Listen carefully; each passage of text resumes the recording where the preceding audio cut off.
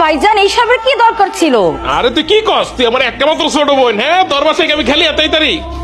আমার বোন এত সুন্দর বাড়ি করছে, দেখেই তো ভালো লাগতেছে। চা দোয়া করে দিলাম, বাড়িটা 10 তলা করে লাগি। সব তোমার দোয়া ভাইজান, তোমার দয়াতে এই বাড়িটা হইছে। আরে কি কয় আমার বোন, এই যে বিদেশ গিয়া বছর পর বছর গাদার খাটনি খাটি কাগজ লিখে তগল লিখেই তো তারা সারা আমার কেউ আছে রে। ও আম্মা, কি হইস কি? আর কইও না বৌমায়, কি হয় নাই কও। ওই যে ওই হারামজাদাটা, ও তো শুনলাম আর বিদেশ যাইবো না, একেবারে গাইরা বইছে। ওই বেডা বোটকা বেটার জন্য তত্ত্বরে বিদেশ চলে যায়, বুঝছেন? তখন একটু ছোট ছোট রাখা আমার বাপে মরে গেছিল। আমার এই মা, না না, আমার সৎ মা আমার কইছিল, বাবারে তোর হাতে ধরি, তোর পায়ে ধরি, সংসারের বোঝাটা তোর কান দিল, তুই তো বড়।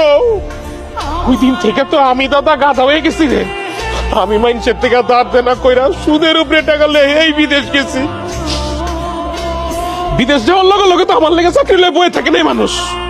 বিদেশ গিয়ে দিনের পর দিন আমি খাই নাই, রাইতের পর রাইত আমি ঘুমাই নাই, একটা বালিশ পাই নাই আমি। আমার জুতা মাথার তলে দিয়া রাস্তার মধ্যে দিনের পর দিন আমি ঘুমাই। অনেক কষ্টে আমি একটা চাকরি পাইছি, পাইয়া মানুষের যত ধার দেনা আছে সব আমি শোধ করে দিচ্ছি। আমি এই বাড়ি ঘর জায়গা সম্পত্তি সব তো করে দান করে দিয়ে গেলাম।